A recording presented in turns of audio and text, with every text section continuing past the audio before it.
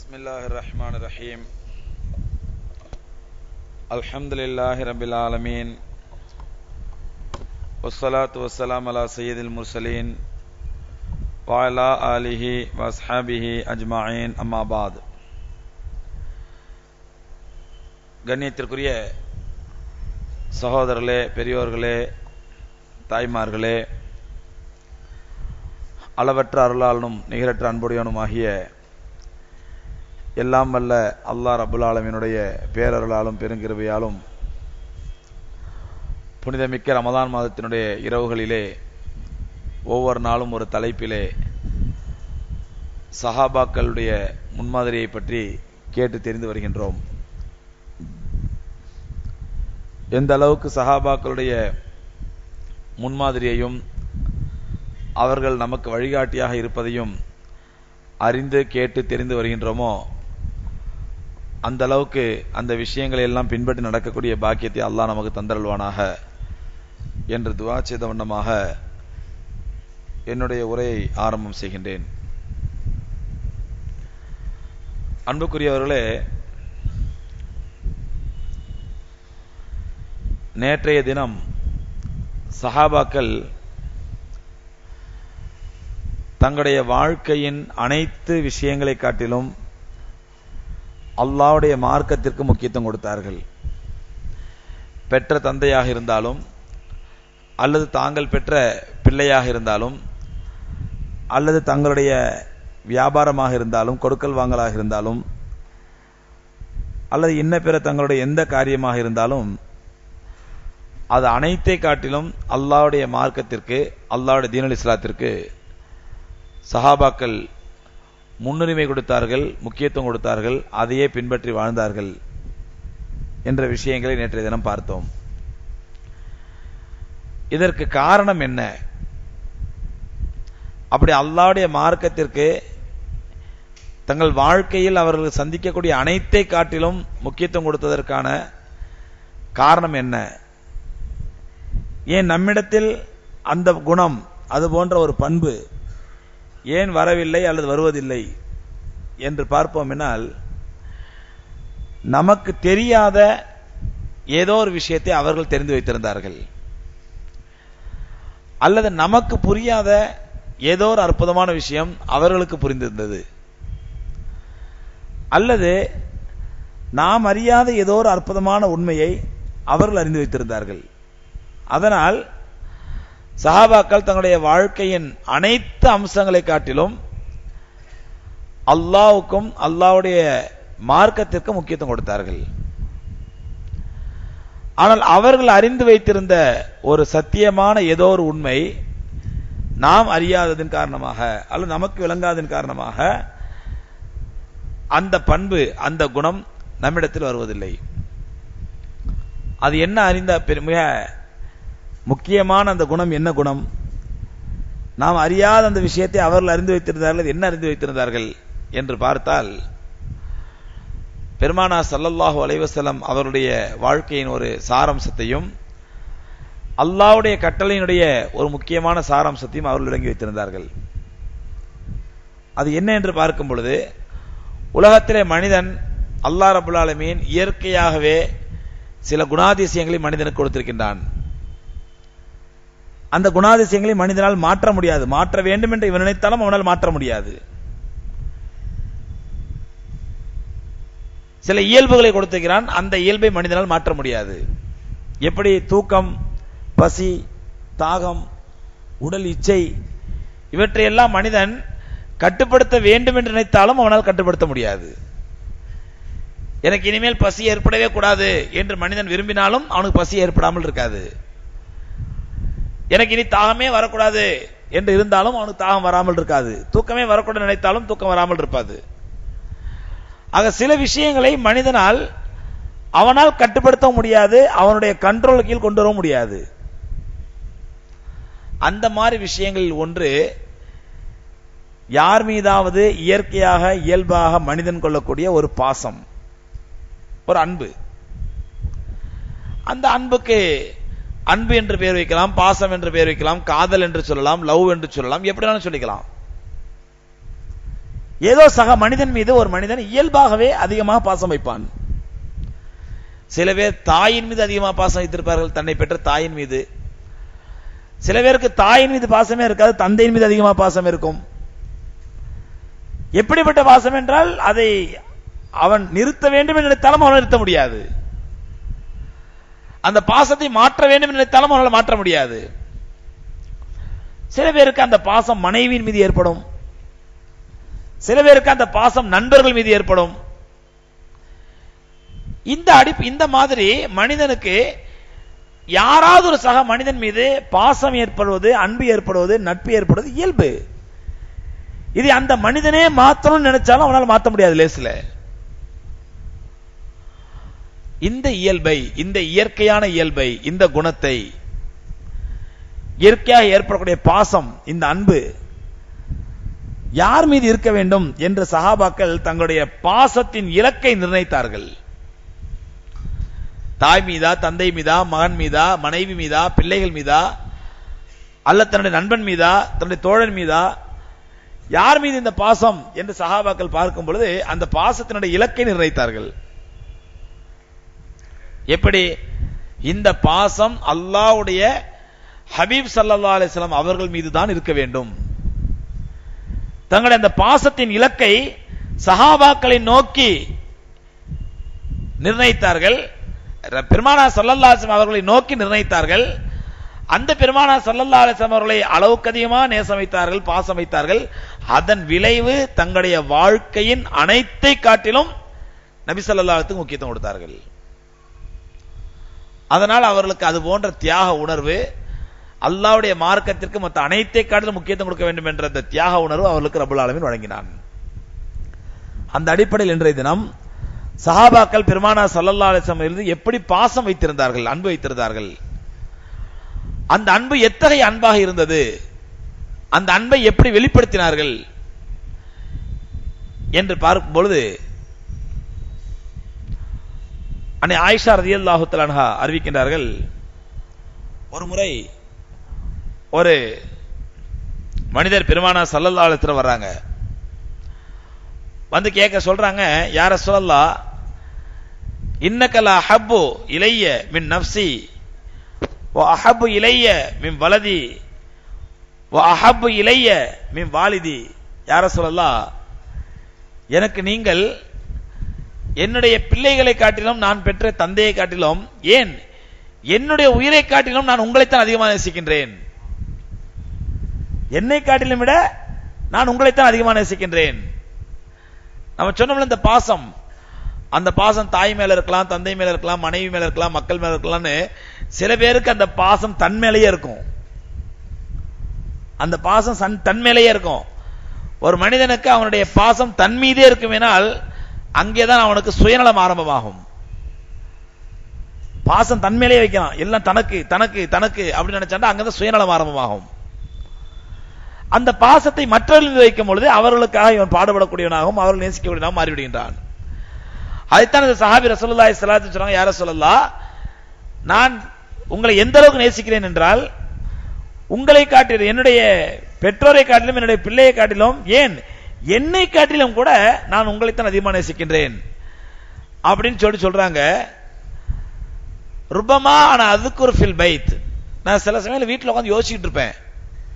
சஹாபி சொல்றாங்க, நான் வீட்டில் உட்காந்து அப்படியே யோசிச்சுட்டு இருப்பேன், நம்ம இப்படி நபி ஸல்லல்லாஹு அலைஹி வஸல்லம் மேல அளவுக்கு அதிகமா பாசம் வச்சிருக்கிறோமே அப்படின்னு யோசிச்சு, அந்த நேரத்தில் உங்களை பார்க்கணும்னு நினைச்சேன்டா என்னுடைய வீட்டில் இருப்பு கொள்ளாது, உடனே உங்களை வந்து பார்க்கும் வரை எனக்கு அந்த ஆசை தீராது. வீட்டில் உட்காந்து யோசிப்பேன், திடீர்னு உங்க ஞாபகம் வரும், ஞாபகம் வந்த உடனே உங்களை பார்க்கணும்னு நினைப்பேன், வந்து பார்த்தே தீருவேன். நீங்க யார்ட்டையாவது பேசிக்கிட்டு இருப்பீங்க, யார்ட்டையாவது உட்காந்து ஏதாவது மஸ்டால இருப்பீங்க, ஏதோ வேலையா இருப்பீங்க, பிஸியா இருப்பீங்க, ஆனா தூரத்துல இருந்தாவது உங்களை ஒரு பார்வை பார்த்தாதான் என் மனசாரும்.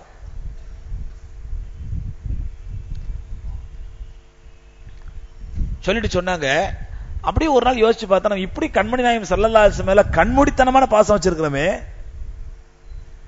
ரசூலுல்லாஹி ஸல்லல்லாஹு அலைஹி வஸல்லம் மேல இப்படி கண்மூடித்தனமான பாசம் வச்சிருக்கோமே, ஆனால் அந்த பாசம் பெருமானார் ஸல்லல்லாஹு அலைஹி வஸல்லம் மீது வைத்திருக்கக்கூடிய இந்த கண்மூடித்தனமான பாசம் ஒரு நாள் நாமும் மரணிக்க வேண்டியிருக்கிறது, பெருமானார் ஸல்லல்லாஹு அலைஹி வஸல்லம் மரணிக்க வேண்டியிருக்கிறது. அந்த சஹாபி ரசூலுல்லாஹ் சொல்றாங்க, முறையிடுறாங்க, ஒரு நாளைக்கு நானும் மரணிக்க வேண்டியிருக்கிறது, நீங்களும் மரணிக்க வேண்டியிருக்கிறது. அப்படி நீங்கள் மரணித்த பிறகு நீங்கள் நபி என்பதனால் உயர்ந்த அந்தஸ்துக்கு உயர்த்தப்பட்டு நபிமார்களோடு நீங்க போயிடுவீங்க, அந்த அந்தஸ்தோட போயிடுவீங்க. நான் ஒரு சாதாரண நிலைமையில இருப்பேன், அந்த நேரத்தில் யார சொல்லலாம், சொர்க்கத்துல நான் உங்களை பார்க்க முடியுமா? இந்த மாதிரி ஒரு ஆசை உங்களால, எனக்கு பார்க்கணும்னு நினைப்பு வந்துட்டா உங்களை பார்க்காம இருக்க முடியலையே, இந்த மாதிரி நிலைமை எனக்கு சொர்க்கத்தில் ஏற்பட்டு அந்த நேரத்தில் உங்களை நான் பார்க்க முடியாவிட்டால் என்ன செய்வது? நபி ஸல்லல்லாஹு அலைஹி வஸல்லம் முறையிட்டாங்க. ரசூலுல்லாஹி ஸல்லல்லாஹு அலைஹி வஸல்லம் இது அமைதியா கேட்டு சொன்னாங்க, அன்த மா மன் அஹ்பப்த, நீ யாரை நேசிக்கின்றாயோ அவர்களோடு சொர்க்கத்தில் இருப்பாய். நீ யாரை நேசிக்கின்றாயோ அவர்களோடு சொர்க்கத்தில் இருப்பாய். இந்த வார்த்தையை கேட்ட ஹஜ்ரத் அனஸ் ரலியல்லாஹு தஆலா அறிவிக்கின்றார்கள், பெருமானார் ஸல்லல்லாஹு அலைஹி வஸல்லம் இந்த வாயிலிருந்து வார்த்தை வந்த உடனே நாங்கள் ஃபமா ஃபரிஹ்னா பிஷைஇன் ஃபரிஹ்னா பிகௌலி நபி ஸல்லல்லாஹு அலைஹி வஸல்லம், பெருமானார் ஸல்லல்லாஹு அலைஹி வஸல்லம் அவருடைய இந்த வார்த்தையை கேட்டு நாங்கள் சந்தோஷம் அடைந்ததை போன்று வாழ்க்கையில வேறு எந்த விஷயத்துக்குமே நாங்கள் சந்தோஷப்பட்டது கிடையாது. வாழ்க்கையில எந்த விஷயத்தையும் சந்தோஷப்பட்டது கிடையாது, இந்த வார்த்தையை கேட்டு சந்தோஷப்பட்டதை போன்று அனஸ் ரலியல்லாஹு அன்ஹு சொல்றாங்க. சஹாபாக்கள் அவ்வளவு சந்தோஷப்பட்டாங்க. என்ன நபி ஸல்லல்லாஹு அலைஹி வஸல்லம் சொல்லிட்டாங்க, நீ யாரை நேசிக்கின்றாய் அவர்களோட சொர்க்கத்தில் இருப்பேன்னு சொல்லி. அப்ப இந்த சஹாபி கேட்ட சந்தேகம் எங்க ஒவ்வொருத்தர் உள்ளத்திலுமே இருந்துச்சு.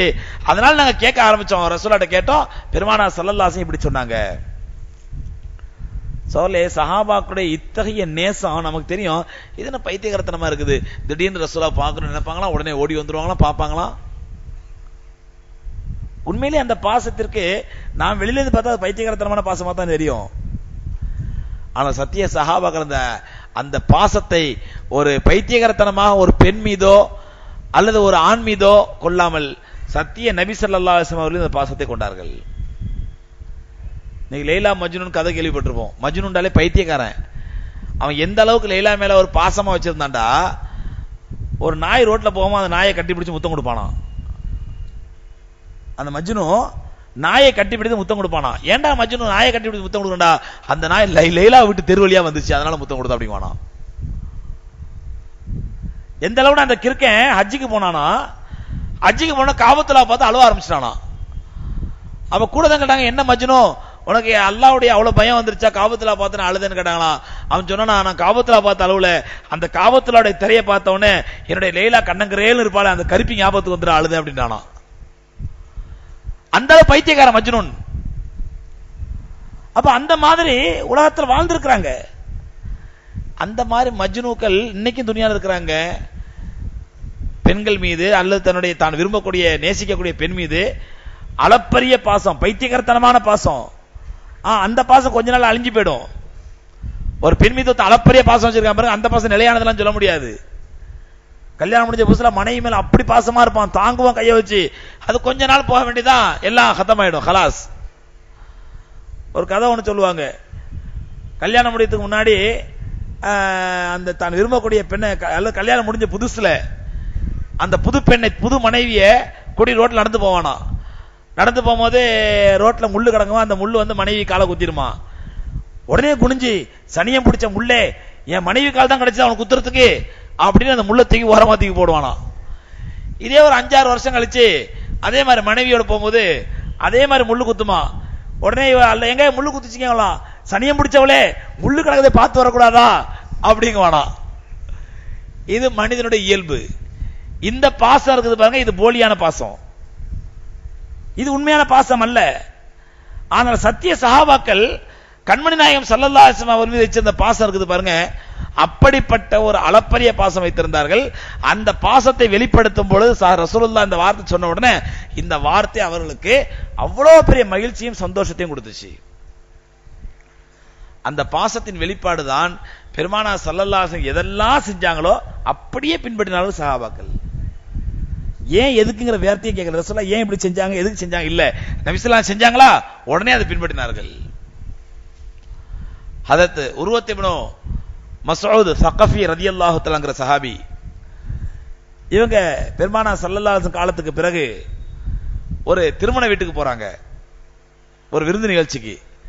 அந்த விருந்துக்கு போகும் பொழுது அங்கே விதவிதமான உணவுகள் பரிமாறப்படுகின்றன. மேசைகளில் வைத்து அந்த மேசைகளில் வைத்து எல்லா மக்களும் உண்டு கழித்துக் கொண்டிருக்கிறார்கள். ஹதரத் உர்வத் இப்னு மஸ்ஊத் ரலியல்லாஹு தஆலா என்ன பண்ணாங்க, தன்னுடைய தோளில் கடந்த துண்டை என்ன பண்ணாங்க, ஓரமா கீழே விரிச்சு அந்த சாப்பாட்டை எடுத்துட்டு வந்து அந்த கீழே உட்கார்ந்து சாப்பிட ஆரம்பிச்சிட்டாங்க. இதை பார்த்தோன்னா அந்த விருந்து வீட்டுக்காரெல்லாம் ஓடி வந்துட்டாங்க. அல்லாஹ்வுடைய ரசூல் ஸல்லல்லாஹு அலைஹி வஸல்லம் சஹாபி கீழே உட்கார்ந்து சாப்பிடுறாங்க. ஓடி வந்து ஹஜ்ரத் மேல வாங்க, மேல உட்கார்ந்து சாப்பிடுங்க அப்படின்றாங்க. அப்ப உர்வத் இப்னு மஸ்ஊத் ஸகஃபி ரலியல்லாஹு தஆலா சொல்றாங்க, அத்ருக்கு சுன்னத ஹபீபி லிஹாவுலாயில் ஹமகா, இந்த மடையர்களுக்காக என்னுடைய ஹபீப் ஸல்லல்லாஹு அலைஹி வஸல்லம் சுன்னத்தை நான் விட முடியுமா? பெருமானார் ஸல்லல்லாஹு அலைஹி வஸல்லம் ஒருபோதும் மேசையில் உட்கார்ந்து சாப்பிட்டது கிடையாது, கீழே தான் சுப்ரா விரிச்சு சாப்பிட்டு இருக்காங்க. அந்த சுன்னத்தை இந்த மடையர்களுக்கான விட்டு கொடுக்க தயாராக இல்லை.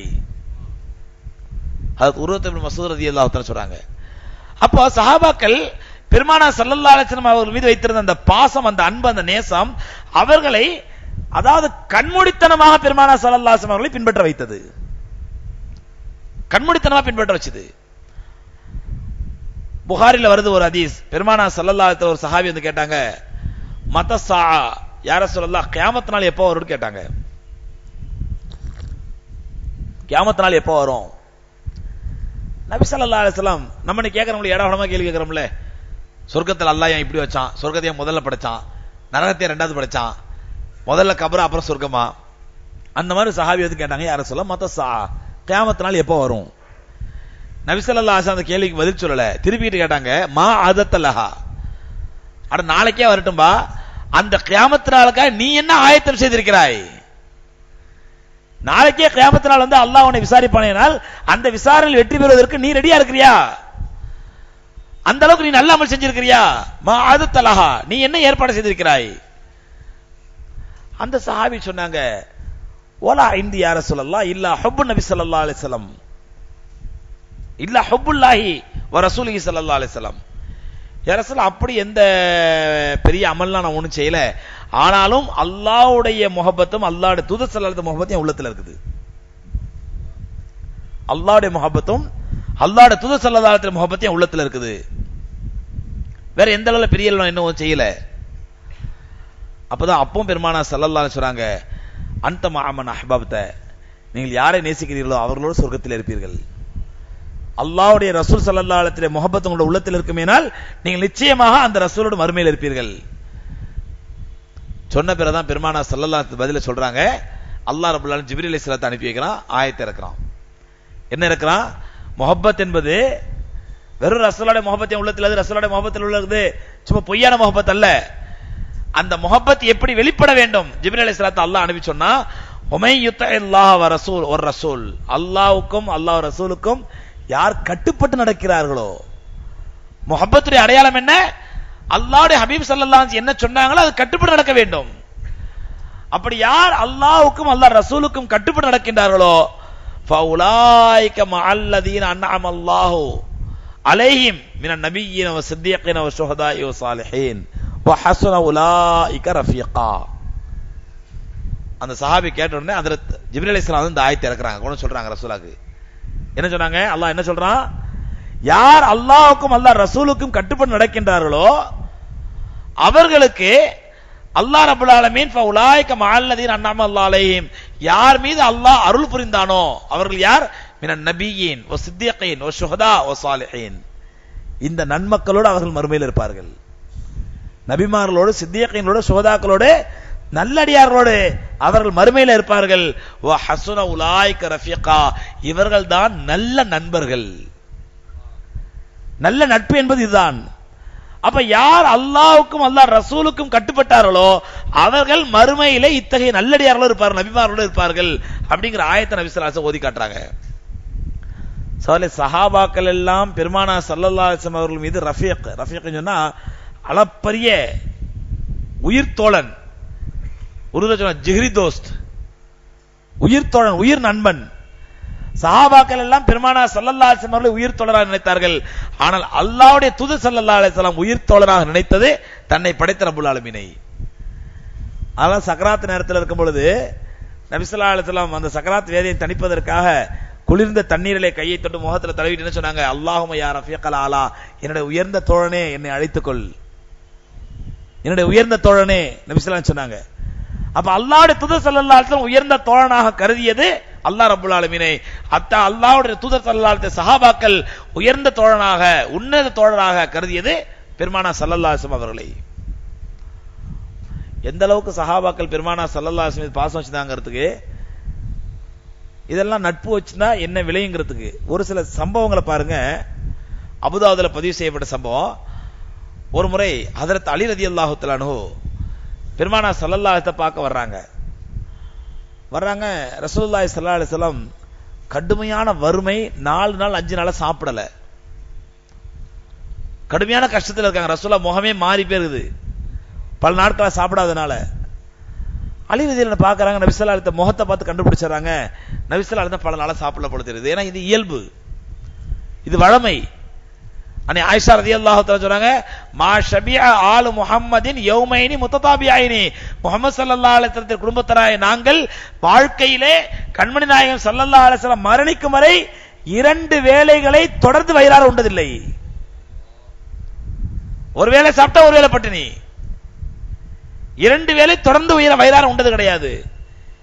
எங்கள் வீட்டிலே ஒரு நாள் முழுவதும் தொடர்ந்து ஒரு நாள் முழுவதும் அடுப்பு எரிந்தது கிடையாது.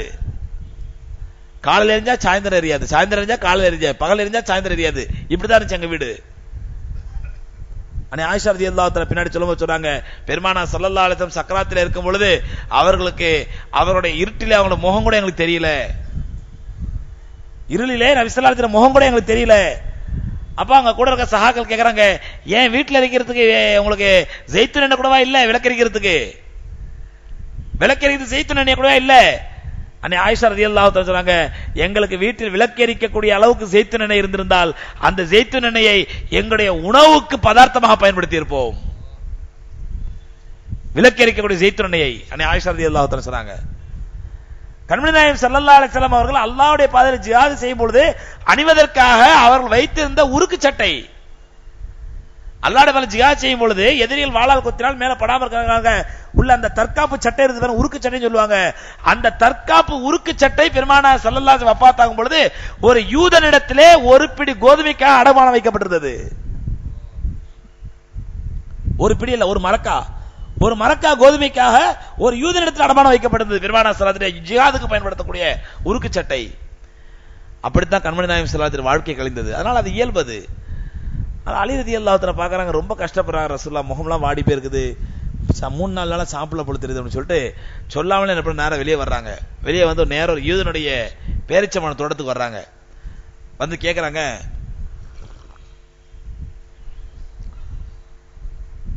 எனக்கு ஏதாவது வேலை இருக்குதா?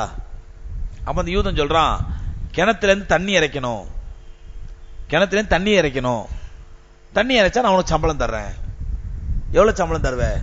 1 வாளி தண்ணி இறைச்சா 1 பேரிச்சம்பளம் தருவேன், 1 வாளி தண்ணீர் இறைத்தால் 1 பேரிச்சம்பளம் தருவேன் அப்படிங்கிறான் அந்த யூதன். ஹஜ்ரத் அலி ரலியல்லாஹு தஆலா அவர்கள் 17 வாளி தண்ணீர் இறைத்து 17 அஜ்வா பழங்களை பெற்று வருகிறார்கள். அஜ்வா பழத்தை பத்தி கேள்விப்பட்டிருப்போம், பெருமான சஹீல் புகாரில வருது. பேரித்தம்பழங்களிலே மிக உன்னதமான பழம் அஜ்வா பழம் தான். இன்னைக்கு மத்த பழம்லாம் 10 ரியால் 12 ரியால்னா கிலோ, அஜ்வா பழம் கிலோ 50 ரியால் 60 ரியால். டேஸ்ட் எந்த வித்தியாசமும் இருக்காது. மத்த பழத்தோட சின்னதா இருக்கும், மத்த பழம்லாம் விரல் அளவுக்கு நீட்டமா இருக்கும், அஜ்வா பழம் உருண்டையா இருக்கும், கோலி மாதிரி இருக்கும் சின்னதா. டேஸ்ட் எந்த வித்தியாசமும் இருக்காது. ஆனால் கண்மணி நாயகம் ஸல்லல்லாஹு அலைஹி வஸல்லம் விரும்பி சாப்பிட்டார் என்ற ஒரே காரணத்திற்காக அந்த பழத்துக்கு மட்டும் விலை அதிகம். மதீனாவிலே 60 ரியால் கம்மி கிடைக்காது, மக்கால 100 ரியால் கம்மி கிடைக்காது கிலோ. அவ்வளவு உன்னதமான பழம். பெருமானா ஸல்லல்லாஹு அலைஹி வஸல்லம் அந்த பழத்தை பற்றி சொல்லும்போது சொன்னார்கள், இந்த பழத்தை தினந்தோறும் 3 பழங்கள் சாப்பிட்டு வந்தால் மரணத்தை தவிர மற்ற எல்லா நோய்களுக்கும் இந்த பழத்திலே மருந்து இருக்கின்றது நபி ஸல்லல்லாஹு அலைஹி சொன்னாங்க.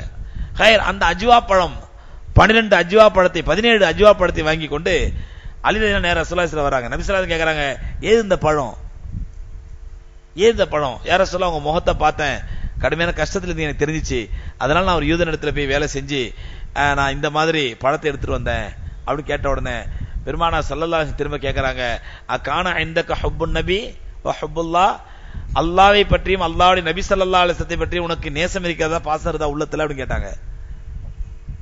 அவங்க சொன்னாங்க, ஆமா யா ரசூலல்லாஹ், உங்கள் மீது நான் வைத்திருந்த பாசம் தான் இப்படி ஒரு யூதனிடத்திலே 17 வாளி தண்ணீர் இறைத்து 17 பயிர்ச்சம்பளங்களை வாங்கி வரக்கூடிய அளவுக்கு எனக்கு தூண்டியது. ஆகவே உங்கள் மேல் நான் பாசம் வச்சிருக்கிறேன் அப்படின்னாங்க.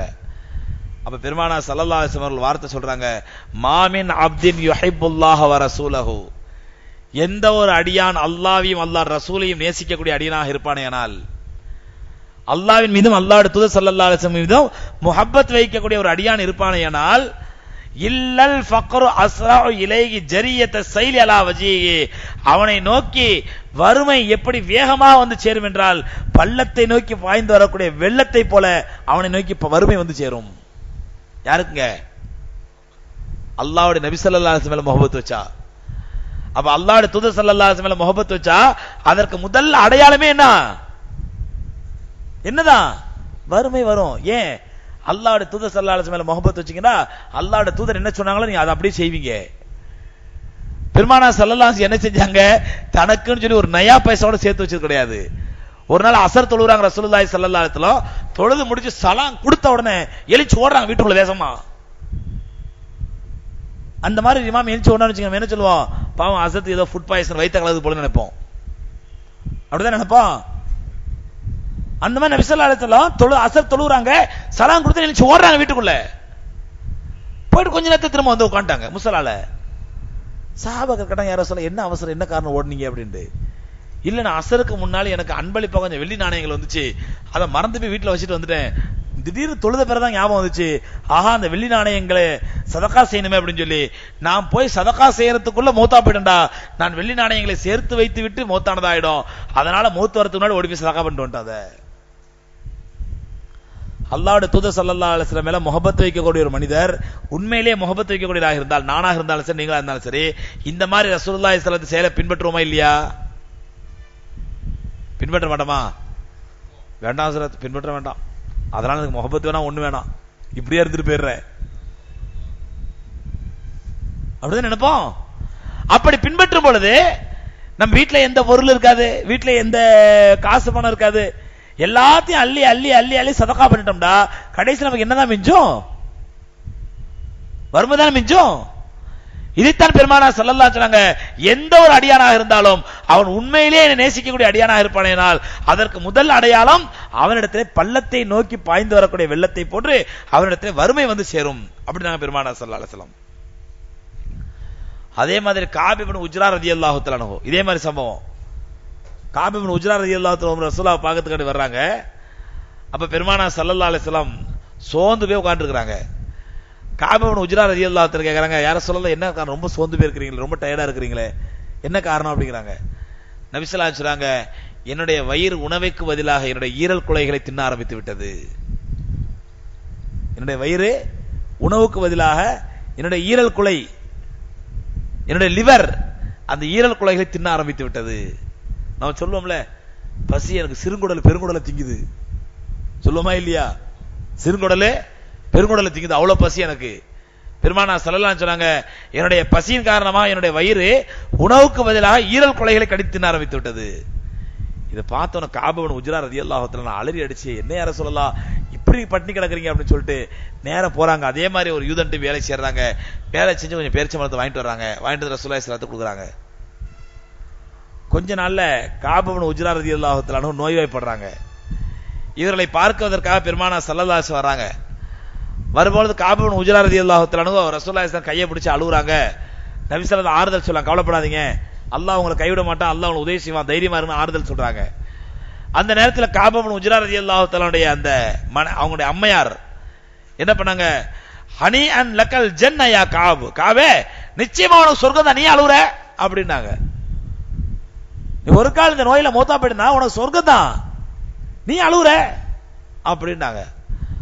அந்த அம்மையாரை பார்த்து பெருமானார் ஸல்லல்லாஹு அலைஹி வஸல்லம், மன் ஹாதிகில் முத்தஅல்லியத்து அலல்லாஹ், இப்படி அல்லாஹ்ட்ட பட்டா போட்டு வாங்கிட்டு வந்த அந்த பொம்பளை யாரு, அல்லாஹ்ட்ட சத்தியம் வாங்கி வந்த அந்த பெண் யார் அப்படிங்கிறாங்க. அப்ப கூட சொல்றாங்க, ஹாதா உம்மு காப், இந்த அம்மையார் தான் காப் ரலியல்லாஹுடைய தாயார். அப்ப நபி ஸல்லல்லாஹு அலைஹி வஸல்லம் சொன்னாங்க, என்ன காபுடைய தாயாரே உங்களுக்கு என்ன தெரியும், உன் மகனுக்கு வந்து நீங்க சொர்க்கம் தான் நிச்சயமா கிடைக்கும்னு சொல்றீங்களே, அது உங்களுடைய ஆசையா இருக்கலாம். ஆனா உங்களுக்கு என்ன தெரியும், லஅல்ல காபன் கால மாலா யன்ஃபஅஹு, காப் வந்து தேவையில்லாத விஷயங்களை பேசியிருக்க மாட்டார்னு எப்படி நினைக்கிறீங்க நீங்க? தேவையற்ற விஷயங்களை, தேவையற்ற வார்த்தைகளை அவர் பேசியிருக்க மாட்டார்னு எப்படி நினைக்கிறீங்க? அதே மாதிரி அவசியமா செய்ய வேண்டிய காரியங்களை அவர் விட்டிருப்பார்னு எப்படி நினைக்காம இருக்கிறீங்க நீங்க? அப்படின்னா என்ன அர்த்தம்? நீங்க சொர்க்கவாதின்னு சர்வீஸ் கொடுக்காதீங்க. தேவையற்ற விஷயங்களை ஒருத்தன் பேசினால் கூட அவன் சொர்க்கத்துக்கு செல்வதற்கு அந்த காரியம் தடையாக வந்து நிற்கும். இன்னைக்கு நம்ம தேவையற்ற விஷயங்களை எவ்வளவு பேசுறோங்க. ஒரு நாள் முழுவதும் நம்ம பேசின விஷயத்தை பூரா இஷாவுக்கு பிறகு உட்காந்து படுக்கைக்கு போறதுக்கு முன்னாடி கொஞ்சம் யோசிச்சு வச்சுங்க. காலையில சுபுல இருந்து ஆரம்பிச்சு யார் யார்கிட்ட பேசணும், என்னென்ன பேசணும் அப்படி யோசிச்சு பார்த்தா தேவையற்ற விஷயங்கள் தான் அதிகமா பேசியிருப்போம். தேவையற்ற என்பது நம்முடைய உலகத்திற்கும் சம்பந்தப்படாத ஆகிரத்துக்கும் சம்பந்தப்படாத பேச்சுகள் தான் அதிகமா பேசியிருப்போம்.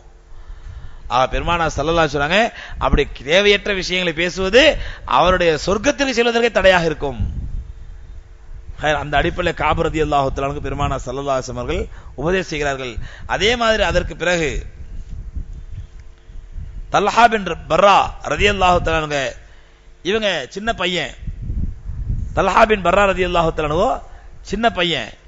இவங்க இஸ்லாத்தை ஏற்று நபி ஸல்லல்லாஹு அலைஹி வஸல்லம் வந்த உடனே அந்த தல்ஹா பின் பர்ரா ரலியல்லாஹு தஆலா சொல்றாங்க, முர்னி லிமா அஹ்பப்த யா ரசூலல்லாஹ் வலா அஸிலக அம்ரா.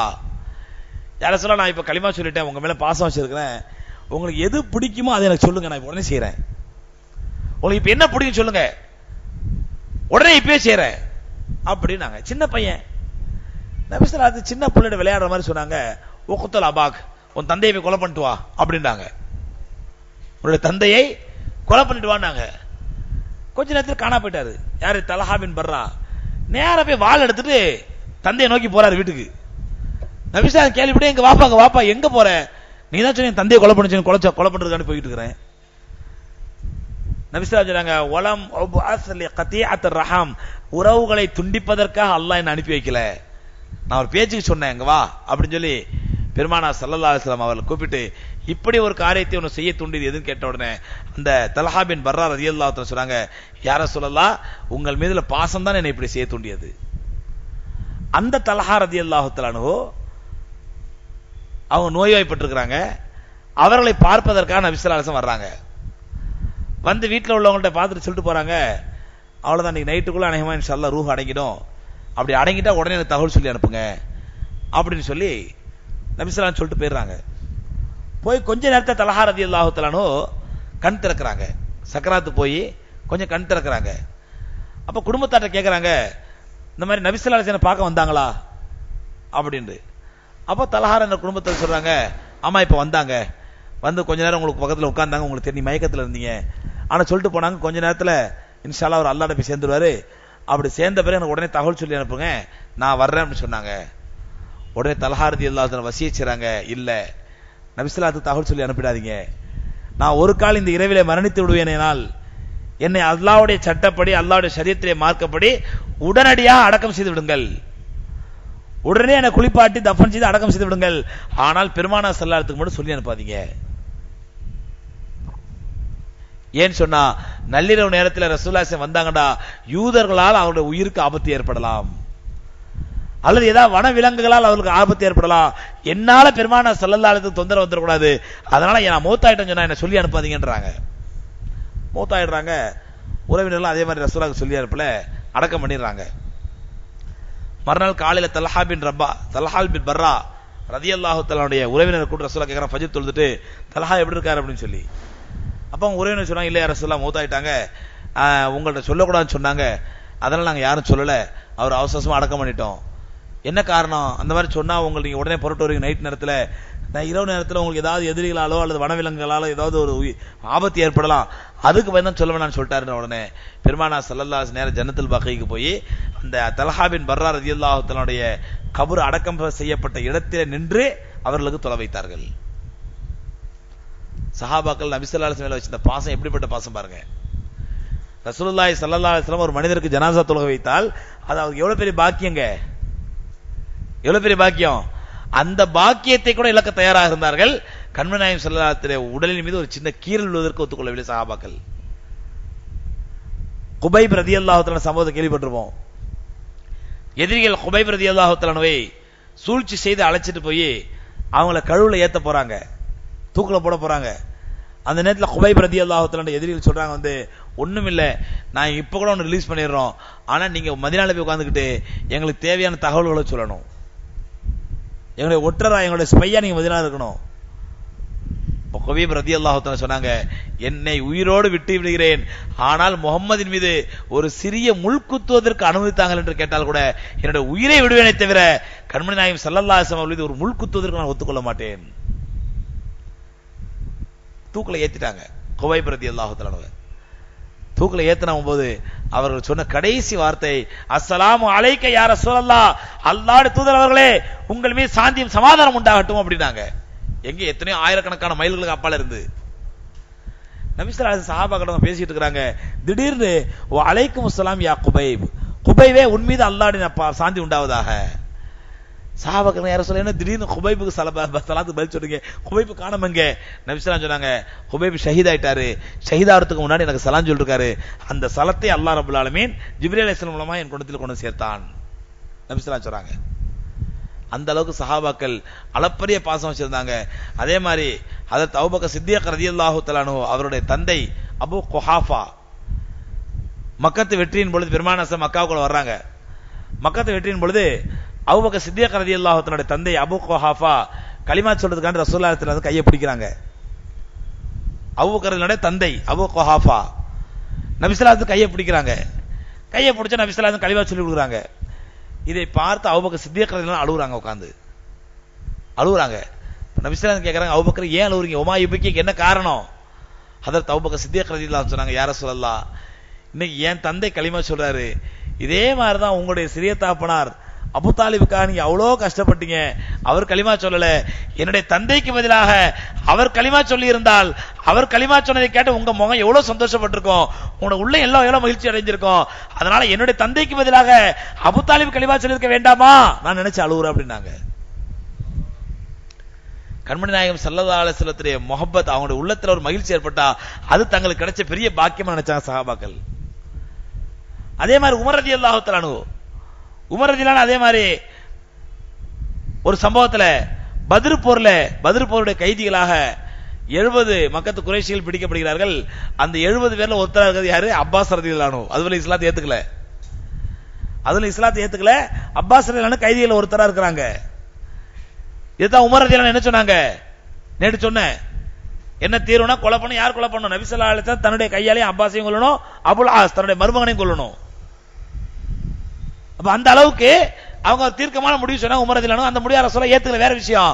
அந்த அப்பாஸ் ரலியல்லாஹு தஆலா அன்ஹு அதுவரை இஸ்லாத்தை ஏற்றுக்கொள்ளவில்லை. அவங்கள ஒரு அன்சாரி சஹாபி அரெஸ்ட் பண்ணி கையை கட்டி இழுத்துட்டு போறாங்க. அப்பாஸ் ரலியல்லாஹு தஆலா அன்ஹு கையை கட்டி இழுத்துட்டு போறாங்கன்னு கேள்விப்பட்ட உடனே நபி ஸல்லல்லாஹு அலைஹி வஸல்லம் அந்த இரவு முழுவதும் தூங்கவில்லை. தன்னுடைய சிறிய தகப்பனார், தன்னுடைய அண்ணனுடைய, தன்னுடைய தந்தையினுடைய தம்பி, அது மட்டுமல்ல அப்பாஸ் ரலியல்லாஹு அன்ஹு எப்படிப்பட்ட சிறப்பு மிக்கவர்கள் என்றால், பெருமானார் ஸல்லல்லாஹு அலைஹி வஸல்லம் பிறந்தவுடன் அன்னாரை முதலாக முத்தமிட்டது ஹஜ்ரத் அப்பாஸ் ரலியல்லாஹு அன்ஹு தான். நபி ஸல்லல்லாஹு அலைஹி வஸல்லம் பிறந்த உடனே அவங்கள முதல்ல முத்தமிட்டது ஹஜ்ரத் அப்பாஸ் ரலியல்லாஹு அன்ஹு. அந்த அப்பாஸ் எதிரிகள் தரப்பில் கைதியாக நிறுத்தப்பட்டிருக்கிறார்கள். ரசூலுல்லாஹி ஸல்லல்லாஹு அலைஹி வஸல்லம் யோசிக்கிறாங்க, இதை கேட்ட உமர் ரசூலுல்லாஹ்ட்ட வராங்க, யார சொல்ல, என்ன உங்களுக்கு கவலை, என்ன அப்பாஸை அந்த மக்கள் அன்சாரி சஹாபிகள் என்ன பாடுபடுத்துறாங்களோ, அவர் என்ன பண்றாங்களோ, இதை நினைச்சு தான் நீங்க வருத்தப்படுறீங்க அப்படின்னு உடனே ரசூலுல்லாஹி ஆமாண்ட உடனே நேரா உமர் ரலியல்லாஹு அன்ஹு அந்த எதிரிகள்ட்ட அன்சாரி சஹாபிட்ட போறாங்க. போய் சொல்றாங்க, அப்பாஸ் அவுத்து விட்டு நான் கூட்டு போறேன். அவங்க சொன்னா, நாங்க நிச்சயமா அவுக்க மாட்டோம், பைத்தியமா பண்ண நாங்க அவர் அவுக்கிறதுக்கு கஷ்டப்பட்டு அவர் அரெஸ்ட் பண்ணி கொண்டு வந்திருக்கிறோம், அவர் எப்படி அவுப்போம் அப்படிங்கிறாங்க. அப்ப உமர் ரலியல்லாஹு சொல்றாங்க, ரசூலுல்லாஹி ஸல்லல்லாஹு அலைஹி வஸல்லம் அவர்கள் அப்பாஸை அவிழ்த்தால் நீங்கள் விட்டுவிட்டால் சந்தோஷப்படுவார்கள் என்று இருந்தால் விட்டுறீங்களா அப்படின்னா, அப்ப நபி ஸல்லல்லாஹு அலைஹி வஸல்லம் சந்தோஷத்துக்கு முன்னாடி எங்களுக்கு எதுவுமே வேண்டாம், விட்டுறோம் அப்படின்னு விட்டுறாங்க. உடனே பெருமானார் ஸல்லல்லாஹு அலைஹி வஸல்லம் அவருடைய கட்டளைப்படி ஹஜ்ரத் உமர் ரலியல்லாஹு தஆலா அப்பாஸ் அழைச்சிட்டு வர்றாங்க. வரும்போது சொல்றாங்க, அப்பாஸே தயவுசெய்து கலிமா சொல்லுங்க, இஸ்லாத்தை ஏத்துக்குங்க. ஏன் சொன்னா, நீங்கள் இஸ்லாத்தை ஏற்றால் கண்மணி நாயகம் ஸல்லல்லாஹு அலைஹி வஸல்லம் சந்தோஷப்படுவார்கள். ஆகவே பெருமானாருடைய முகத்திலே அந்த மகிழ்ச்சியை, சந்தோஷத்தை பார்ப்பதற்காக நீங்கள் கலிமா சொல்வது, என்னுடைய தந்தை ஹத்தாபே கலிமா சொல்வதை விட நான் அதிகமாக மகிழ்ச்சி அடைவேன். என்னுடைய தந்தை ஹத்தாப் களிமா சொன்னால் எப்படி சந்தோஷப்படுவேனோ அதை விட பன்மடங்கு அதிகமா நீங்க களிமா சொன்னா சந்தோஷப்படுவேன். ஏன் தெரியுமா? நீங்கள் சந்தோஷப்பட்டால் பெருமானார் ஸல்லல்லாஹு அலைஹி சந்தோஷப்படுவாங்க. நீங்க களிமா சொன்னால். ஹத்தாப் களிமா சொல்லியிருந்தால் நான் தான் சந்தோஷப்படுவேன். ஆனா நீங்க களிமா சொன்னீங்கன்னா பெருமானார் ஸல்லல்லாஹு அலைஹி சந்தோஷப்படுவாங்க. என்னுடைய முஹப்பத்தை விட, என்னுடைய சந்தோஷத்தை விட நான் கண்மணி நாயகம் ஸல்லல்லாஹு அலைஹி சந்தோஷம் முக்கியத்துவம் கொடுக்கிறேன். அது உமர் ரலியல்லாஹு அன்ஹு சொன்னாங்க. இப்படி சகோதரர்களே, கண்மணி நாயகம் ஸல்லல்லாஹு அலைஹி வஸல்லம் அவர்கள் மீது சஹாபாக்கள் வைத்திருந்த பாசம், அவருடைய அன்பு எந்த அளவுக்கு அளப்பரியதாக எக்ஸ்ட்ரீமாக இருந்தது என்றால் அந்த பாசத்திற்கு அன்புக்கு அளவே கிடையாது. அதனால் தான் அவர்கள் பெருமானார் ஸல்லல்லாஹு அலைஹி மீது வைத்திருந்த முஹப்பத்தின் காரணமாக அல்லாஹ்வுடைய மார்க்கத்தை நேசித்தார்கள். அல்லாஹ்வுடைய மார்க்கத்தின் மீது இருந்த பற்றின் காரணமாக உலகத்தில் எது குறுக்க வந்தாலும் டோன்ட் கேர், கவலைப்படல. அல்லாஹ்வுடைய மார்க்கம் தான் எங்களுக்கு முக்கியம். அப்படிப்பட்ட மனோநிலை அல்லாஹ் ரப்பல் ஆலமீன் நமக்கு தந்தல்வானாக. கண்மணி நாயகம் ஸல்லல்லாஹு அலைஹி மீது உண்மையான முஹப்பத்தை கூட பாக்கி தருவானாக. இன்னைக்கு என்னண்டா முஹப்பத்துங்கிறது கேவலமாய் போச்சு. அது பெருமானார் ஸல்லல்லாஹு அலைஹி மீது வைக்கிற முஹப்பத்து என்ன ஆயி போச்சு? கேவலமாய் போச்சு. என்னென்ன ரசூலுல்லாஹி ஸல்லல்லாஹு அலைஹி தடுத்தார்களோ அத்தனை ஹராமையும் செஞ்சுட்டு, அத்தனை பிதாத்துகளையும் செஞ்சுட்டு, அத்தனை அனாச்சாரங்களை செஞ்சுட்டு எங்களுக்கு பேர் ஹுப்பு நபி. நாங்களாம் யாரு? நபி ஸல்லல்லாஹு அலைஹி வஸல்லத்தை நேசிக்கக்கூடியவர்கள் அப்படின்னு சொன்னா இது எவ்வளவு மட்டரகமான விஷயங்கள் யோசிச்சு பார்க்கணும். நாங்க பெருமானார் ஸல்லல்லாஹு அலைஹி வஸல்லம் எல்லா ஹராமான காரியம் செஞ்சு போட்டு, எல்லா பிதத்தையும் செஞ்சு போட்டு நாங்க ரசூலுல்லாஹி மேல முஹப்பத் வச்சிருக்கிறோம். இதுவெல்லாம் முஹப்பத். சத்திய சஹாபாக்கள் வச்சிருந்தாங்க பாருங்க, அதுதான் உண்மையான முஹப்பத். அது போன்ற முஹப்பத்தை நாம் பெருமானார் ஸல்லல்லாஹு அலைஹி வஸல்லம் மீது கொள்ளக்கூடிய பாக்கியத்தை அல்லாஹ் நம் அனைவருக்கும் தந்தல்வானாக. வாஹிர் தஅவானா அல்ஹம்துலில்லாஹி ரப்பில் ஆலமீன்.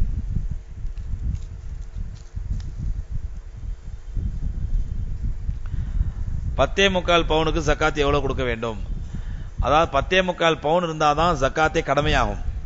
அதுக்கு மேல 10.25 பவுனுக்கு மேல எவ்வளவு இருந்தாலும் மொத்தத்துக்கும் ஜக்காத். உதாரணம், சகோதரிட்ட 15 பவுன் நகை இருந்தா 10.25 கழிச்சிட்டு ஜக்காத் இல்ல, மொத்தம் 15 பவுன் ஜக்காத் கொடுக்கணும். எப்படி ஜக்காத் கொடுக்கணும்? இன்னைக்கு அந்த தங்கத்துக்கு என்ன வேல்யூன்னு பாருங்க. இன்னைக்கு அந்த தங்கத்துக்கு என்ன வேல்யூன்னு பார்த்து அந்த வேல்யூல இருந்து 2.5%. உதாரணமா இன்னைக்கு 15 பவுன் நகைங்கிறது வந்து ஒரு 1.5 லட்சம் ரூபாய் சொன்னா 1.5 லட்சம் ரூபாயில 2.5%, அதாவது 3750 ரூபா. அப்படிதான் ஆகுது இல்ல? 1.5 லட்சத்துக்கு எவ்வளவு வரும்? 2%. அதானே 3750 ரூபா வரும். இதுதான் ஜக்காத் கொடுக்கிற முறை.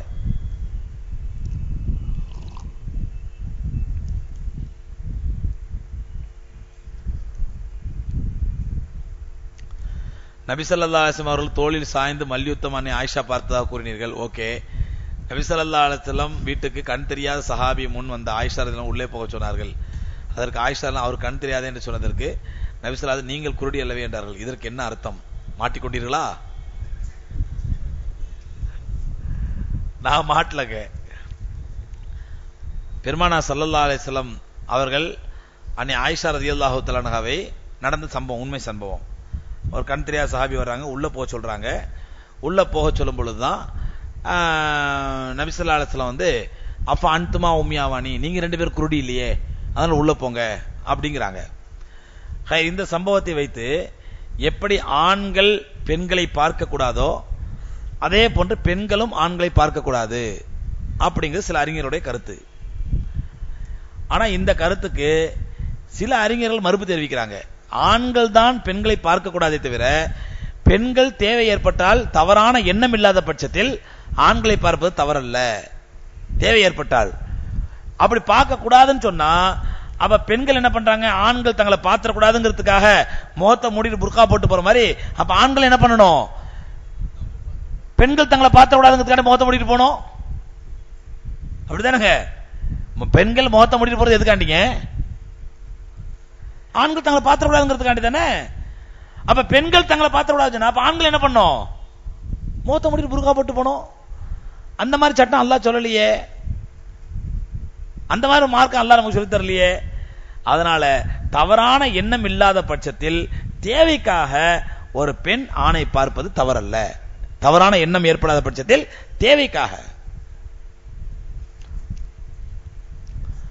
அந்த சகோதரர் கேட்ட அந்த இன்டர்நெட்ல இருந்து தேவபந்து ஃபத்வான்னு சொல்லி எழுதி கேட்டார் பாருங்க, அந்த சர்ச்சை இன்னும் தொடருது.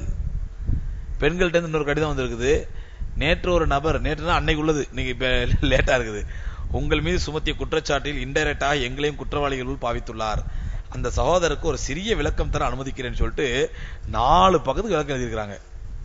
சிறிய விளக்கம்னு சொல்லிட்டு. இதை இப்ப நீ டீட்டெயிலா படிக்க வாய்ப்பு இல்லை, இதை பெருசா எடுத்துக்காதீங்கன்னு அன்னைக்கு நான் இதை உங்களுடைய மனது வேதனைப்பட்டிருந்தால் அந்த சகோதரர் வந்து இப்போ தௌபா செஞ்சிருப்பாரு. அதனால இதை ஏதோ அவரு நானே ராஜா நானே மந்திரின்னு சொன்னது போல ஏதோ என் மேல கோவத்தில் சொல்லியிருப்பாரு, இங்க பெருசா எடுத்துக்காதீங்க அதை.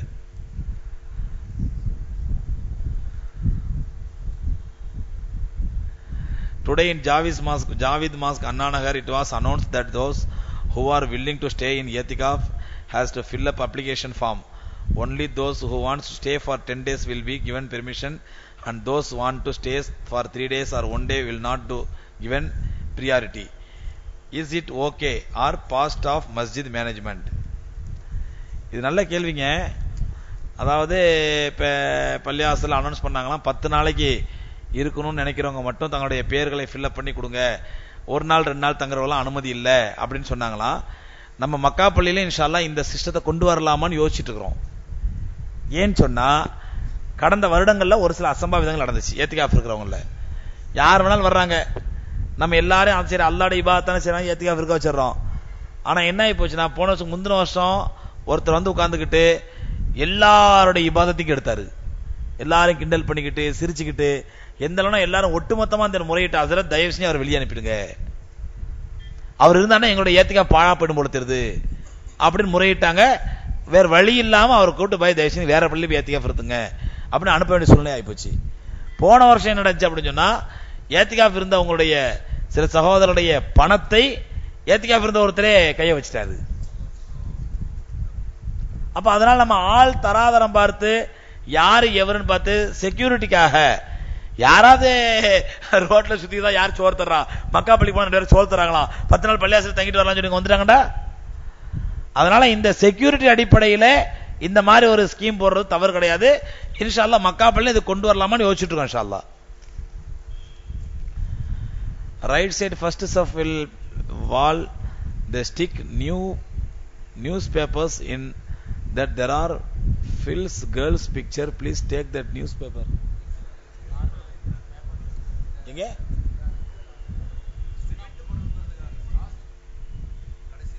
அப்படியா? அது எது கொட்டிருக்காங்க? ஓ வேலை செய்யறவங்க சிமெண்ட் படாம இருக்குதான்னு விட்டுருக்காங்க. அதுல வந்து பொம்பளை படம், அந்த பொம்பளை பத்தி ஒரு ஊத்து பார்த்தாரு. நானும் 5 வேளை இந்த பள்ள தான் தொழு வைக்கிறேன், நான் பார்க்கல. அதை தராவி பயானுக்கு வர்றவரு தராவி தொழு வைக்கிற ஏன் பார்த்தாருன்னு தெரியல. ஹைர் இன்ஷா அதை ரிமூவ் பண்ண சொல்லிடுறாரு இன்ஷா அல்லாஹ். நோன்பு நோர்க்க முடியாமல் நோயிட்டு இருக்கும் பெற்றோருக்காக பிள்ளைகள் நோன்பு நோற்பது அவசியமா? விளக்கமா கூறவும். தேவையில்லைங்க.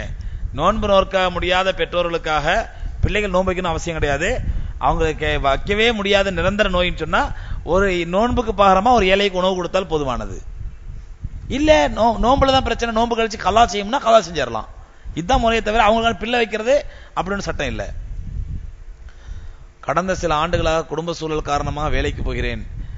சில எம்என்சி கம்பெனிகளிலும் அயல்நாட்டு பேங்க் மற்றும் இன்சூரன்ஸ் கம்பெனிகளின் கால் சென்டர் மற்றும் பேங்க் ஆபீஸ்களிலும் வேலை பார்த்து வந்துள்ளேன். உடல் உபாதை காரணமாக சில மாதங்களுக்கு முன் வேலையை ராஜினாமா செய்துவிட்டேன். இப்போது உங்கள் பயான்களின் மூலமாக நான் அவ்வனைத்தும் ஹராமானது என்று தெரிந்து உள்ளேன். தௌபா செய்கிறேன். அல்ஹம்துலில்லாஹ். என்னை போன்ற குடும்ப சூழலுக்காக வேலைக்கு போகும் பெண்களுக்கு மார்க்க ரீதியான வேலைகளை பரிந்துரை செய்வீர்களா? ஹராம் அல்லாத எந்த மாதிரியான வேலைகளை தேர்ந்தெடுத்து செல்ல வேண்டும்? இது எந்த வேலை ஹராமான வேலை, எந்த வேலை மார்க்கத்துக்கு உட்பட்ட வேலைன்னு நம்மளால கணிக்க முடியலங்க. ஒரே ஒரு விஷயத்துக்கு ஞாபகத்தில் வச்சுங்க, அல்லாஹ்வுடைய சட்டம் குறிப்பாக பெண்களுடைய பர்தா, பெண்களுடைய ஹிஜாப், இதற்கு எதிரான எந்த வேலையாக இருந்தாலும் பெண்கள் போகக்கூடாது. எந்த வேலையா இருந்தாலும். ஒரு டீச்சரா போறோம், ஒரு எல்கேஜில டீச்சரா போறோம், அங்க ஆண்கள் வர்றதுக்கோ போறதுக்கோ வாய்ப்பு கிடையாது. ஆண்களுடைய கலப்பு அங்கு ஏற்படாது. ஆண்கள் பெண்கள் எல்லாம் ஒன்னா செய்யக்கூடிய வேலை செய்யக்கூடிய நிலைமை ஏற்படாது. ஒரு நல்ல கண்ணியமான பெண்கள் மட்டுமே வேலை செய்யக்கூடிய இடம். இந்த மாதிரி என்றால் பெண்கள் குடும்ப சூழலுக்காக வேலைக்கு போற தப்பு இல்லை. ஆனால் அங்கே எல்லா நிபந்தனைகளும் பேணப்பட வேண்டும். ஆனா இன்னைக்கு பெரும்பாலும் வேலைக்கு போகக்கூடிய பெண்கள் கடுமையான யூடிசிக்கு ஆளாக்கப்படுகிறார்கள். அவருடைய உயர் அதிகாரிகளால் இந்த தேவையில்லாத சில்மிஷங்களுக்கு ஆளாக்கப்படுகிறார்கள். இன்னைக்கு வேலைக்கு போற பெண்கள் சொல்லக்கூடிய வாக்குமூலம், வேலைக்கு போகும்போது பஸ்ல போறது பஸ்ல வர்றது அவர்கள் படக்கூடிய அவஸ்தை சுபஹானல்லாஹ். அதனால இன்றைய காலகட்டத்தை பொறுத்து எப்படி அரசியலில் ஈடுபடுவது தவறல்ல, ஆனா இந்த காலகட்டத்தில் ஈடுபடுறதுங்கிறது எப்படி அந்த கெட்டவனா மாத்திரமோ அதே மாதிரி பெண்கள் வேலைக்கு போறது தவறல்ல. இந்த காலகட்டத்தில் எந்த வேலைக்கு போனாலும் பெண்கள் அவர்கள் வேதனைகளுக்கும் கஷ்டங்களுக்கும் ஆளாக்கப்படுவது இயல்பாகி போச்சு. அதனால பெண்கள் வேலைக்கு போறதை அவாய்ட் பண்றது தான் மார்க்கத்திற்கு ஏற்றமானது. இஸ் பிரான் ஹலால் ஆர் மக்ரூ, ஈவன் கிராப் இருந்தா எனக்கும் செஞ்சு அனுப்புங்க, சாப்பிடலாங்க, தப்பு இல்லைங்க. இறாலோ நண்டோ இதெல்லாம் தப்பு கிடையாது, சாப்பிடலாம். டு வி ஹேவ், விளையாட்டுக்கு சொன்னேன், யாரும் இதா எடுத்துறாதீங்க. Do we have separate action ருக்கு சுஜூத் for male and female in the prayer. தொழுகையில ஆண்களுக்கு பெண்களுக்குன்னு சொல்லி ஏதாவது வித்தியாசமா டிஃபரெண்ட் இருக்குதா, குறிப்பா ருக்கு சஜிதாக்கள் அப்படின்னு கேட்கறாங்க. ருக்கு சஜிதாக்கள் எந்த வித்தியாசமும் கிடையாது. ஆனால் பெண்களை பொறுத்தவரையிலே அவங்க ஆண்களை மாதிரி இப்படி கையெல்லாம் அகட்டி வைக்காம கொஞ்சம் அடக்கமா கையை வச்சு தொழுவணும். அதே மாதிரி பெண்கள் அவர்களுக்குள்ளே ஜமாத்தாக தொழுதால் ஆண் நிக்கிற மாதிரி முன்னாடி இமாம் நிக்க கூடாது, இமாம் அந்த சஃப்லே நிக்கணும், நடுவில் நிக்கணும். இந்த மாதிரி சின்ன சின்ன வித்தியாசங்கள் இருக்குது. It is necessary that we should strictly follow the madhab like Shafi, Hanafi in our prayer on wudu or in some other rules in Islam. அதாவது கம்பல்சரி நம்ம அதை ஃபாலோ பண்ணி ஆகணுமா அப்படிங்கிறாங்க. நீங்க ஃபாலோ பண்ணாம ஒது செய்ய முடியாது, தொழ முடியாது. இப்ப ஒது செய்ய உட்காருறீங்க, எந்த மரப்பட ஒது செய்வீங்க? நபி ஸல்லல்லாஹு அலைஹி வஸல்லம் ஹதீஸை பூரா ஆராய்ச்சி பண்ணிட்டு நீங்க ஒது செய்ய ஆரம்பிக்கிறனாக்கா நீங்க ஒரு 40 வயசு 50 வயசுல ஒது செய்ய முடியாது. நமக்கு இமாம்கள் வகுத்து கொடுத்துருக்காங்க, இப்படித்தான் ஒது செய்யணும், இப்படித்தான் சட்டங்கள் சொல்லி அதை நம்ம ஃபாலோ பண்றோம், அவ்வளவுதான். இதை கண்டிப்பா ஃபாலோ பண்ணி தான் ஆகணுமா? ஃபாலோ பண்ணாம இருக்க முடியாது. நீ ஏதாவது ஒரு விஷயம் தெரியாத விஷயம் தெரிஞ்சவங்க கேட்டுதான் ஆக வேண்டும். அந்த கேட்பவர்கள் இமாம்களாக இருக்கட்டும். அதான் சரியத்திலே சட்டம். Do we have any special prayer or fasting in Mihraj and Shab-e Barat? Already told. That's all. தொழும் பொழுது ருக்குவிலும் சஜிதாவுக்கும் செல்லும் பொழுது அல்லாஹ் அக்பர் என்று தக்பீர் கையை உயர்த்த வேண்டுமா? ரசூல் ஸல்லல்லாஹு அலைஹி தொழும் முறை என்ன? கையை உயர்த்தது சுன்னத்துங்க, ரஃபவுல் எதைன்னு சொல்லுவாங்க. தொழும் பொழுது நம்ம ருக்குக்கு போகும்போது சஜிதாவுக்கு போகும்போது கையை உயர்த்தது நபி ஸல்லல்லாஹு அலைஹி சுன்னத்து, உயர்த்தலாம், தப்பில்லை. அதுக்கு நான் என்ன பண்ண சொல்றீங்க? இங்க கொசு தொலை தாங்க முடியலையா, புதுசா மக்காவளிக்கு வராருன்னு நினைக்கிறேன்.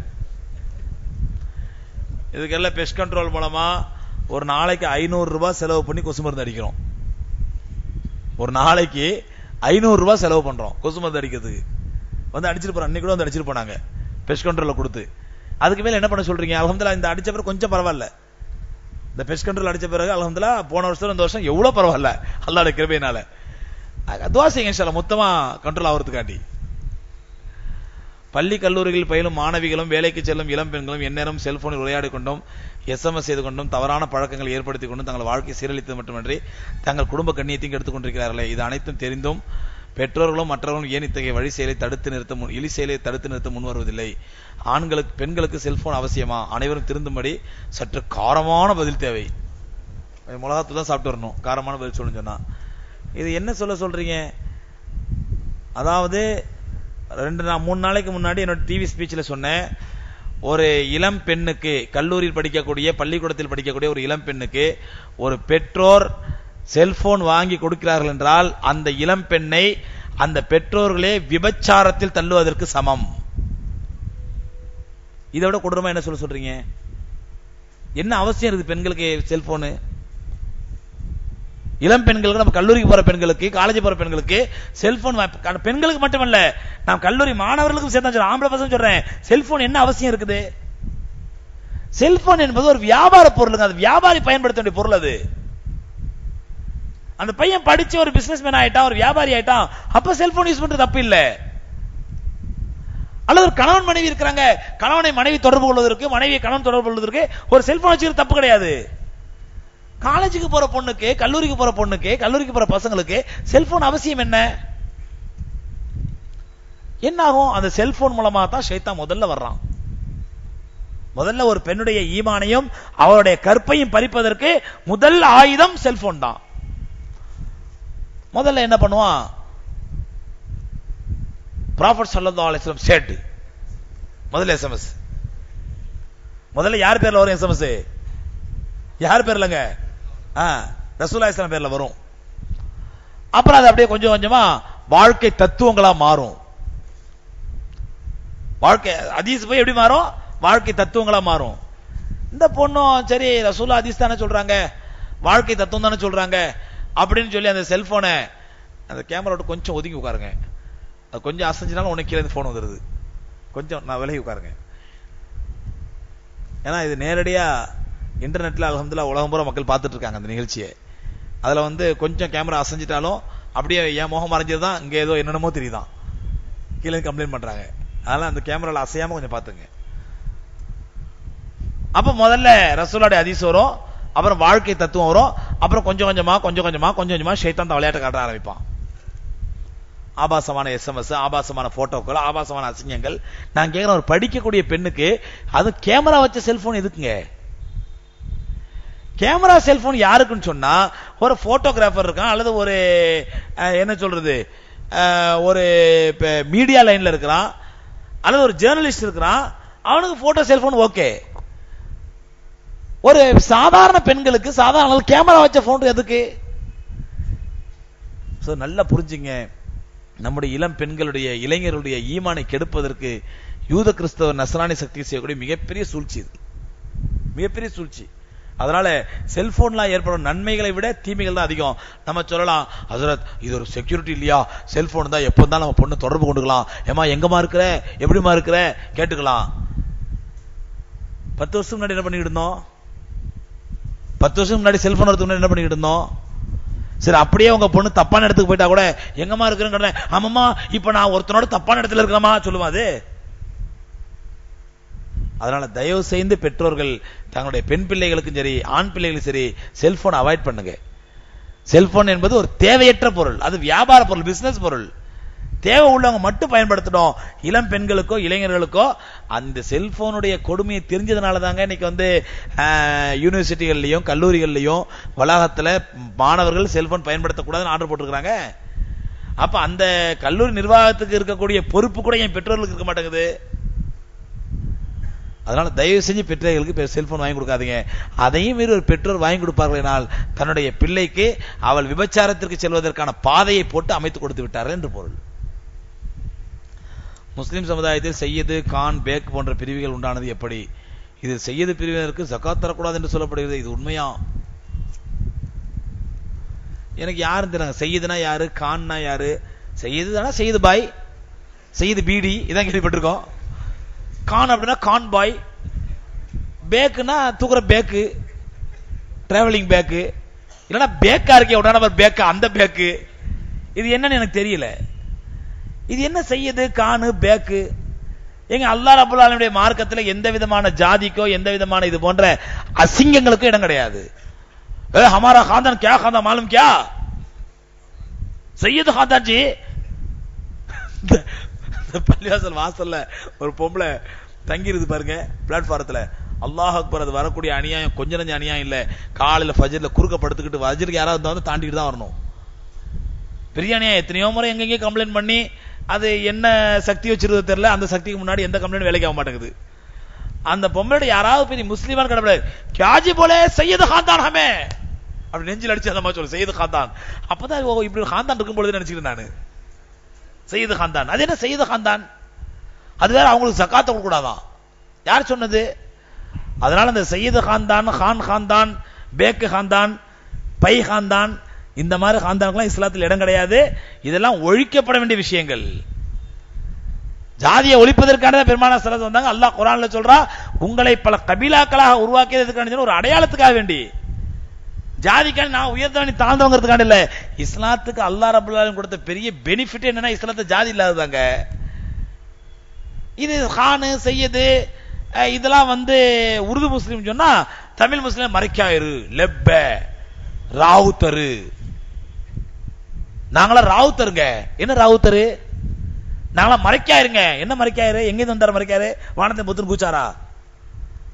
அதனால இந்த ராவுத்தர் மறைக்கார் லெப்ப என்பதோ சையது खानदान, சையது கானு பேக்குங்கிறதோ இஸ்லாத்துல கிடையாது. தப்பு இதெல்லாம். சில பேர் தங்களுடைய அந்த ஜாதியை விடக்கூடாதுங்கிறதுக்காண்டி அவர் பேரு அல்லா பிச்சை பேக், இவர் பேரு நாகூர் மீரா பேக், அவர் மகன் பேரு, அவர் பேரப்புள்ள பேரு இப்ராஹிம் பேக், அந்த பேரப்புள்ள பேரு, இப்படி பரம்பரையா பேக்காவே இருக்குவாங்க. பேக்குனா அது ஜாதி பேக்க சொல்றங்க எல்லாம் அவனமா சொல்லணும், உன் பரம்பரையே பேக்கா அப்படின்னு கேட்கணும். அது என்ன பைத்தியகாரத்தமான பேக்கோ தெரியல. இதுக்கெல்லாம் இஸ்லாத்தில் இடம் இல்லை. பள்ளிவாசலில் காலை நீட்டி உட்காருவதும் படுப்பதும் செய்யலாமா? விளக்கவும். தப்பு இல்லை. ரொம்ப நேரம் உட்காந்துருக்கோம், கால் வலிக்குது, கொஞ்சம் காலைகள் நீட்டுறது கொள்றது இதெல்லாம் தப்பே கிடையாது. கால் நீட்டுங்கிற பேர்ல பக்கத்துல ஏற்றி வச்சிடக்கூடாது. கிப்லாவை நோக்கி கால் நீட்டி உட்காருவது அவாய்ட் பண்ணணும். கிப்லாவை நோக்கி கால் நீட்டுறது அது வந்து அவாய்ட் பண்ண பெரிய ஹராமு, பெரிய ஷிர்க் அப்படிலாம் ஒண்ணும் கிடையாது. அல்லாஹ் குர்ஆன்ல சொல்றான், வமை யுஅல்லிம் ஷஆயிரல்லாஹி ஃபஇன்னஹா மின் தக்வல் குலூப். அல்லாஹ்வுடைய அடையாளங்களை யார் கண்ணியப்படுத்துகிறார்களோ அது உள்ளத்துடைய தக்வாவோடு சம்பந்தப்பட்டதுங்கிற அல்லாஹ். கிப்லா என்பது அல்லாஹ்வுடைய அடையாளங்களில் ஒன்று. கிப்லாங்கிறது அல்லாஹ்வுடைய அடையாளங்களில் ஒன்று. அதனால கிப்லாவுக்கு முன்னாடி வேணும்னு கால் நீட்டாம இருக்கிறது நல்லது. தேவை இருக்குது, வீட்டில் படுத்தா அப்படிதான் படுக்க வேண்டியிருக்குது அப்படின்னு சொன்னா அவாய்ட் பண்ண படுக்க தப்பு கிடையாது. அப்படியே கிப்லா பக்கம் கால் நீட்ட கூட பெரிய ஹராம், பெரிய ஷிர்க்கு அப்படிலாம் ஒண்ணும் கிடையாது. பள்ளிவாசல்ல படுக்கும் பொழுது படுக்கலாம். ஆனா காலை இப்படி தூக்கிக்கிட்டு காலை இப்படி போட்டுக்கிட்டு அப்படி போட்டுக்கிட்டு படுத்து சில லுங்கி எடுத்துட்டு காலை இடமா போட்டீங்கன்னாக்கா பள்ளிவாசல ஹராபா போயிடும். அதெல்லாம் அவாய்ட் பண்ண நபிஸெல்லாம் தடுத்துருக்காங்க. பள்ளிவாசல படுக்கும் போது காலுக்கு மேல கால் போட்டு படுக்காதீங்க ரசூலுல்லாஹ் சொல்லிருக்காங்க. ஏன்னா அதனால உங்களுடைய ஆடைகள் விலகுவதற்கு வாய்ப்பு ஏற்பட்டுரும் அப்படிங்கிறதுனால. இன்னும் சில பேரை பாத்தீங்கன்னா சுபஹான ஜல்ல ஜலாலுஹு, நம்ம சஃப்ல நிப்போம், சஃப்ல தொழுதுக்காக நிப்போம், இவர் அங்கேயும் தொழு வருவாரு. தொழு வந்தா சஃப்ல தக்பீர் கட்ட வேண்டியதானே, சஃப்ல நின்றுட்டு வேட்டி எப்படி அவுத்து இப்படி இப்படி அசைச்சு லா ஹவுல வலா குவத்த இல்லா பில்லா, நம்ம தொழுகை கெட்டு போயிடும் போல தெரியுது. சரி அப்படியே வேட்டி அவுத்து கட்ட ஒரு ஓரஞ்சலமா போய் எங்கேயா கட்டி தொலைக்க வேண்டியதானே. சஃப்ல நடுவுல நின்று வேட்டி இப்படி அவுப்பாரு, அவுட்டு இப்படி ஆட்டி இப்படி வேட்டி. இது என்ன பழக்கம்? இது எந்த முறை? இது இதெல்லாம் வந்து பள்ளிவாசல் ஒழுக்கங்களுக்கு மாற்றமானது. அப்படியே வேட்டி ஆகிறது அவரை மாதிரி இருக்குதுங்க. ஓரஞ்சரமா எங்கேயாவது என்று ஒதுக்கமா நின்று வேட்டி அவுத்துட்டு அது நிக்கணும், தப்பு இல்ல. சஃப்ல இந்த பக்கம் தொழுதுருப்பா, அந்த பக்கம் தொழுதுருப்பா, நடுவில் வந்து இங்க என்ன பண்ணுவார், இப்படி அவுத்து ஆட்டுறது. பத்ர் போருக்காக இரவு முழுதும் பயான் செய்து வருஷம் செய்து வருகிறார்கள். அந்த பயானில் கலந்து கொள்ளலாமா? இரவு முழுதும் இருக்கலாமா? கூறவும். புதுப்பேட்டை பள்ளியிலன்னு போட்டிருக்கிறாரு. எந்த பள்ளியில செஞ்சாலும் சரி, ரமலான் 17 பத்ர் போர் நடந்துச்சு. சரி ராத்திரி பூரா முழிக்கிறீங்க. ரமலான் 12 ஃபாத்திமா ரலியல்லாஹு அன்ஹா மௌத்தானாங்க, அன்னைக்கு ராத்திரி பூரா முழிங்க. ரமலானுடைய ஒவ்வொரு இரவுமே ஏதாவது சிறப்பு இருக்குதான் செய்யுது. அதுல ராத்திரி முழிக்க சொல்லி நபி ஸல்லல்லாஹு அலைஹி வஸல்லம். இதுல என்ன கொடுமை அப்படின்னு சொன்னா, மக்கா பள்ளியில என்ன சொல்றாங்களோ நேர் மாற்றம் பண்ணுவோம்.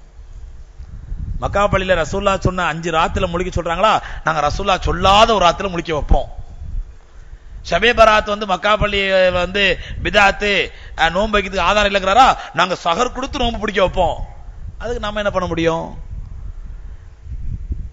பத்ர் சஹாபாக்கள் என்பது ரமலான் 17 பத்ர் போர் நடந்தது உண்மை, ஆதாரம், அது மாற்றுக்கிறது கிடையாது. அந்த பத்ர் சஹாபாக்களை அந்த ரமலான் 17 உட்கார்ந்து ராத்திரி விடிய விடிய பத்ர் சஹாபாக்களை பத்தி பேசணும்.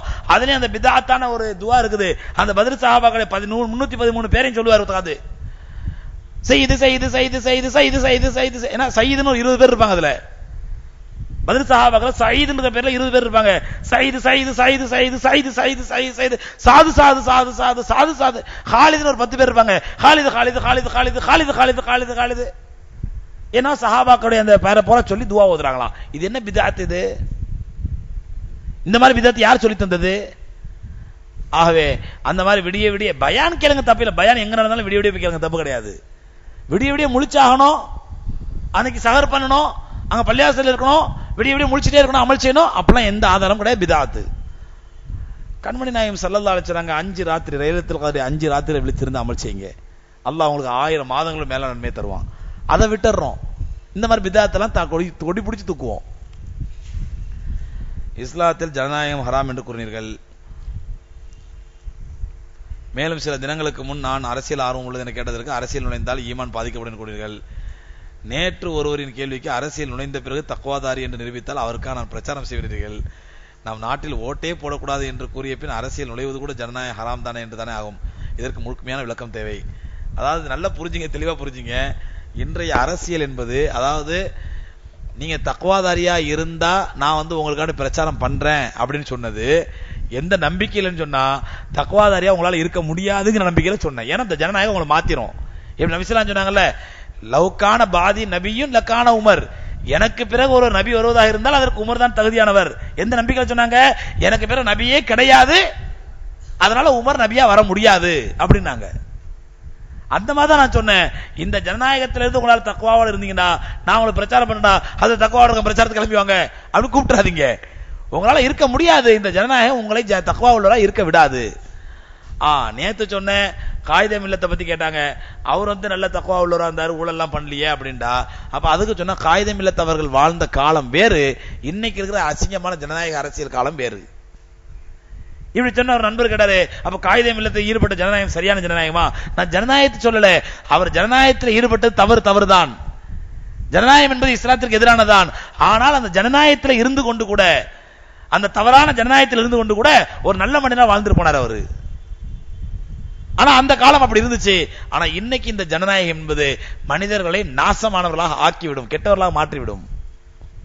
அதனாலதான் அந்த வாழ்த்தை நான் சொன்னேன்.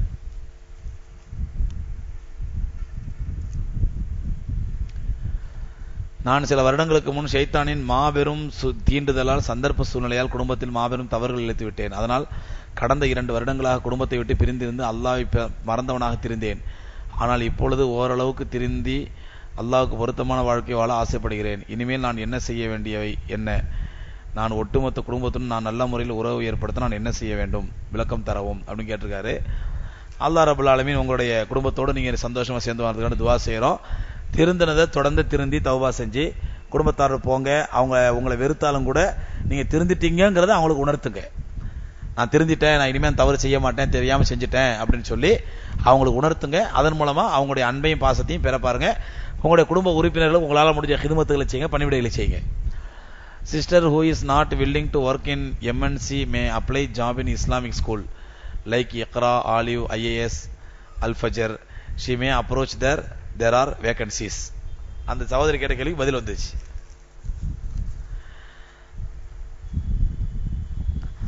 அரவாணிகள் பற்றி இஸ்லாம் என்ன சொல்கின்றது? அவர்களுக்குரிய சட்டங்கள் என்ன? நபி ஸல்லல்லாஹு அலைஹி வஸல்லம் காலத்தில் யாரேனும் அவ்வாறு இருந்தார்களா?